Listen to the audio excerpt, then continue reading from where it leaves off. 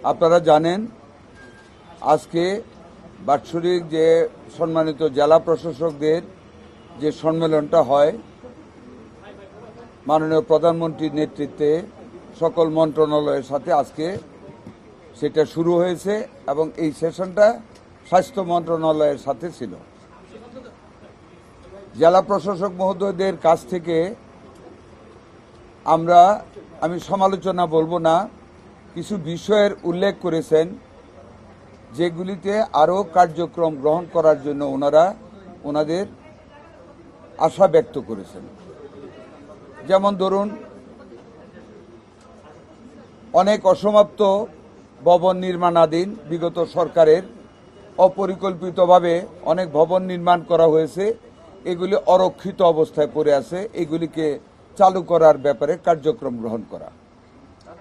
বিদ্যুতের বিভ্রাটের কারণে হাসপাতালগুলিতে অপারেশন রুম, লিভার রুম এগুলিতে কাজের বিঘ্ন ঘটে, এর একটা বিকল্প ব্যবস্থা গ্রহণ করা। ডেঙ্গু আসতেছে, স্নকিং এট দ্য ডোর, এই ব্যাপারে কার্যক্রম ব্যবস্থা গ্রহণ করা। অ্যাম্বুলেন্স ব্যবহারের ঘাটতি, অ্যাম্বুলেন্সের সরবরাহের ব্যবস্থা করা।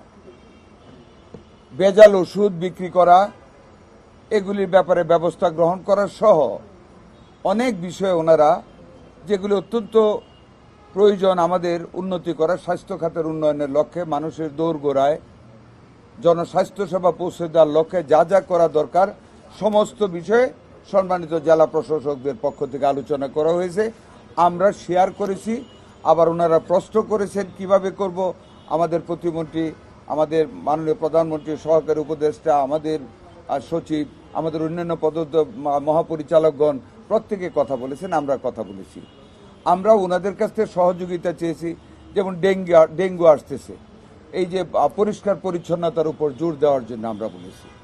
আমরা কাউন্সিলিং করার জন্য আমাদের মায়েদেরকে ব্রেস্ট ফিডিং যাতে বৃদ্ধি করে, বাচ্চাদের যেন ব্রেস্ট ফিডিং করান, যাতে শাক খাওয়ার অভ্যাস করেন, যাতে অ্যান্টি র্যাবিসের ব্যবহারটা, যেহেতু আমরা এখনও আমাদের টেন্ডারের বিপরীতে মালটা পাই না, কোনো ক্রমে একটা অ্যান্টি র্যাবিস ভ্যাকসিন এবং অ্যান্টি স্নেক বেনম যেটা অ্যান্টি বেনম স্নেকের যেটা, এটার যাতে ঘাটতি না হয়, সবসময় স্টকটার প্রতি খেয়াল রাখা এবং যা যেভাবে অতীতে করে আসতেছে এটাকে আরও সুন্দরভাবে দৃষ্টি রাখা, যাতে একটা জলাতঙ্কের রুগী যেন ফেরত না যায়, এটার কথা। তারপর আমাদের এখনও আমরা প্রায় কত পার্সেন্ট, 81%, 81 না, আমরা মিজেলস আমরা কাভার করে নিয়েছি ইনশাল্লাহ। আমাদের ভ্যাকসিন দেওয়া, সেটারও প্রত্যেকটা ক্যাম্পের প্রতি যেন ওনারা দৃষ্টি রাখেন, এই ব্যাপারে আমরা সহযোগিতা চেয়েছি। ক্লিনিকগুলি যেগুলি অপরিকল্পিতভাবে হয়েছে, যেগুলি অবৈধভাবে চালিত হচ্ছে, কমপ্লায়েন্স করতেছে না, ওইগুলিতে মোবাইল টিম দিয়ে ভিজিট করা, ডিসপেন্সারিগুলিতে ভেজাল ওষুধ বিক্রি করে কিনা এইগুলি খেয়াল রাখা, মানে সার্বিক দিক থেকে স্বাস্থ্যসেবাকে উন্নত করার লক্ষ্যে আমাদের মাননীয় প্রধানমন্ত্রীর যে ইচ্ছা, আমাদের সরকারের যে প্রতিশ্রুতি, জনগণের দুয়ারের কাছে স্বাস্থ্যসেবা পৌঁছে দেওয়া, ওইটার লক্ষ্যে যত রকম কার্যক্রম গ্রহণ করা, আমরা সম্মানিত জেলা প্রশাসকদের কাছে সেই সহযোগিতা সবিনয় কামনা করেছি। এটাই আমাদের উদ্যোগ। হামের বিষয় তো আমরা আল্লাহর রহমতে we are well sufficient in stock of হামের টিকা আমাদের হাতে আছে আল্লাহর রহমতে। কাজে হামের টিকা তো চলছে, এর মধ্যে তো বললাম 81% আমরা টার্গেট কভার করে নিয়েছি এবং ইটস কামিং ডাউন।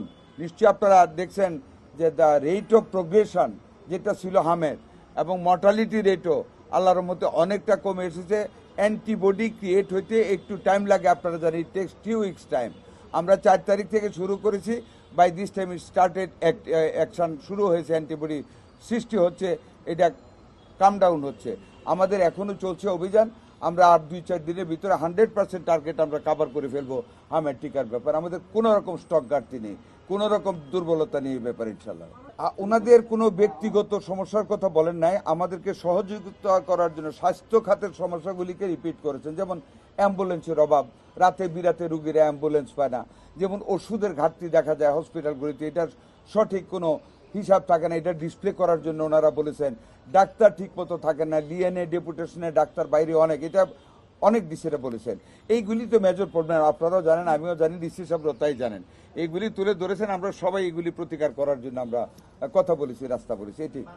ওই যে ওনাদেরকে বলছি মোবাইল টিম বাড়াতে, ক্লিনিকগুলিতে ভিজিট দিতে, যাতে মানে অপচিকিৎসা না করেন, যাতে করে মানুষকে হয়রানি না হতে হয়, যাতে অ্যাম্বুলেন্সের তারা দালালি না করতে পারে, রুগীকে ফলস রেফারেল যাতে না করতে পারে, ডিসপেন্সারিগুলিতে যাতে ভেজাল ওষুধ না করতে পারে, মায়েদের মধ্যে ব্রেস্ট ফিডিংয়ের ইয়েটা বেশি, যাতে ওনাদের ইউনিয়ন পরিষদের মাধ্যমে, ওনাদের হ্যান্ডস তো অনেক লম্বা, ওইগুলি কাউন্সিলিং করার জন্য বলেছি।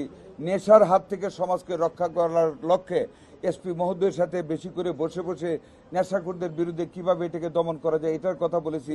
সিভিল সার্জনদের সাথে বসে যাতে করে আরো মানে স্বাস্থ্যের পরিধিটা বৃদ্ধি করা যায় এটার কথা বলেছি। আর এটা নাকি পরিষ্কার পরিচ্ছন্নতার কথা বলেছি। ডেঙ্গু যাতে আক্রমণ না করতে, ডেঙ্গু তো আমরা চিকিৎসা করে বাঁচাইতে পারবো না, প্রিভেন্টিভ আমাদের মেজার নিতে হবে, ওইটার জন্য বলেছি। মানে সকল ব্যাপারে ডিসি সাহেবদের তো আপনারা জানেন ওনারা সব দিকে হাত থাকে, ওনাদের সকল মানে আমরা সহযোগিতা আমরা চেয়েছি। আর একটা জিনিস তো আপনারা জানেন, আগেও বলেছি এটা, যে আমরা ইউএইচএফপিওদের সাথে মিটিংয়ে আমরা যে ওয়াদা করেছিলাম ওনাদের নিরাপত্তার ব্যাপারে, শুধু ওনাদের না, মানে আমাদের টোটাল মেডিকেল কমপ্লেক্স হেলথ হাবের নিরাপত্তার স্বার্থে ওখানে আমরা একজন প্লাটুন কমান্ডার সহ 10 জন করে আমরা আনসার দিচ্ছি। এটা কার্যক্রম চলছে, কিছুদিনের ভিতরে ডেপুট হয়ে যায়। প্রত্যেকটা উপজেলা হাসপাতাল এবং স্বাস্থ্যকেন্দ্রে 10 জন করে আনসার যাবে উইথ 1 প্লাটুন কমান্ডার।